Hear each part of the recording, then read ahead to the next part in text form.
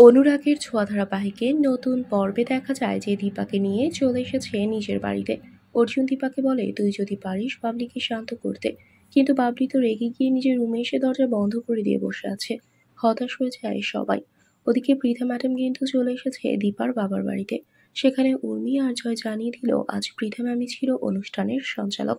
রত্ন কিন্তু চিনে ফেলেছে পৃথাকে। সূর্যকে কিন্তু বাবা সাবধান করে দিয়ে বলে, তুমি আর সোনা ও রূপাকে নিতে আসবে না, ফিরে যাও, ওদেরকে ওদের মতো থাকতে দাও। আর দীপার কাছে ওরা ভালোই থাকবে। তুমি অনেক ভুল করেছো।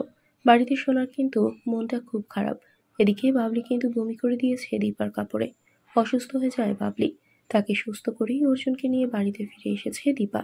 ততক্ষণে পৃথা কিন্তু আর অপেক্ষা করতে পারছে না। পৃথা চেয়েছিল দীপা অর্জুনের সাথে দেখা করেই চলে যাবে, কিন্তু ও দেরি করে ফেলেছে, তাই তাই আর দেখা হলো না। তাই অপেক্ষা না করে তিনি বলেন, অন্য আরেকদিন আসবে, আর আজ বসতে পারবে না।